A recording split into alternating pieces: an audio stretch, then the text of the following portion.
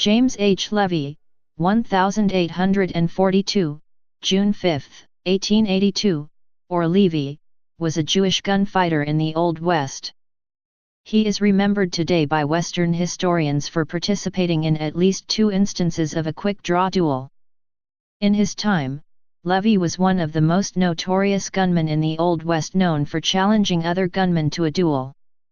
He is featured in the book Deadly Dozen, written by author Robert K. DeArment, as one of the 12 most underrated gunmen of the 19th century West. Historian Eric J. Wright notes that Levy's name was in fact spelled Leavy, as it was spelled this way on a number of primary documents from his time in Nevada and Arizona.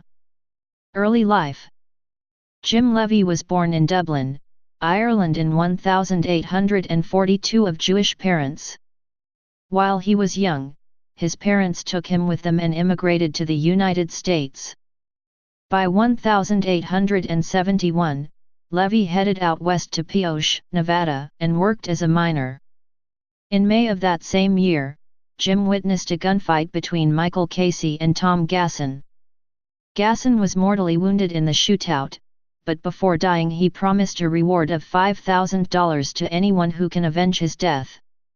During the investigation that followed, Casey stated he shot the man in self-defense, but soon after Levy testified against him, saying that it was Casey who shot first. This infuriated Casey and he hunted down Levy. While many historians claim Levy was of Jewish descent, no proof of this exists. Gunfights. First duel.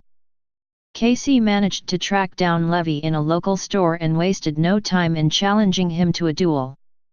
Levy accepted his challenge, but excused himself first to get a firearm. The two decided to meet in an alleyway behind the store. After getting his gun, Levy called out to Casey and they finally squared off. Levy managed to shoot first, grazing Casey's skull, before firing again, this time hitting Casey in the neck. As the latter fell to the ground heavily wounded, Levy charged towards him and hit him in the head with his pistol. Unfortunately for Levy, a companion of Casey who was also in the alleyway, and he retaliated by shooting Levy in the jaw, forever disfiguring his face. Levy was soon after arrested but was later acquitted for self-defense. Levy then collected his bounty and resigned from his job as a miner.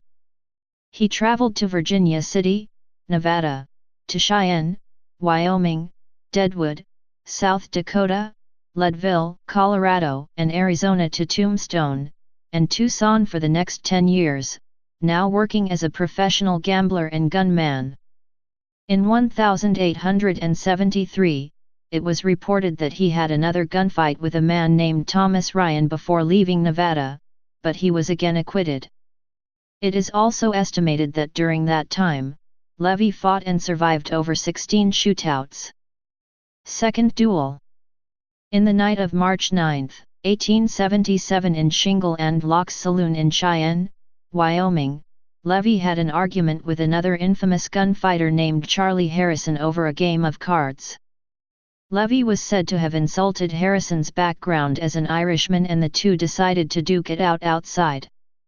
After leaving the saloon, the two faced off in the streets with a group of onlookers watching them. Harrison already had a reputation as a deadly gunman, and onlookers reported that they thought that Harrison would easily win the duel. The two then moved in front of the Senate Saloon before finally stopping at Eddy Street. Both gunmen drew their pistols at the same time, and Harrison managed to shoot first but missed. Levy followed soon after, but his bullet hits its mark, landing in Harrison's torso. Harrison was then taken to a hotel to be treated, but would die from his wound a week later. Levy faced charges due to the murder, but he was never convicted or punished. Third duel and death. Jim Levy, by 1882, has already built a reputation of having fought in at least 16 gunfights. In June 5, 1882, Levy had another argument with a faro dealer named John Murphy in Tucson, Arizona. The two agreed to have a duel in the Mexican border, but after hearing of Levy's exploits as a gunfighter, Murphy decided to ambush Levy instead. Together with two of his friends, Murphy ambushed Levy as he was leaving the Palace Hotel, killing him. According to Wright, the three CO defendants in Levy's murder later escaped from the Pima County Jail and were later recaptured. Murphy and Gibson were found in Fenner, California living under assumed names and retried for the murder before being found not guilty. Moyer was captured in Denver and sentenced to life in Yuma Territorial Prison, but was pardoned in 1888. Murphy lived his life as a gambler in southern Arizona and is buried in Tucson. Gibson continued to work in mining and prospecting and died in Prescott, Arizona.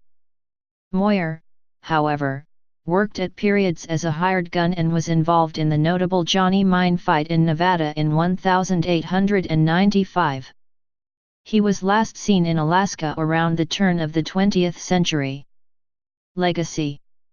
Although he is virtually unheard of today, Levy was one of the most notorious gunfighters of his time. Both Bat Masterson and Wyatt Earp mentioned his name and his abilities. Earp praised Levy for his practical approach in a gunfight, leaving out fast-draw theatrics and opting for calm accuracy instead. Jim Levy is included in a list of 12 most underrated and less popular gunfighters in history, in the book Deadly Dozen by author Robert K. DeArment.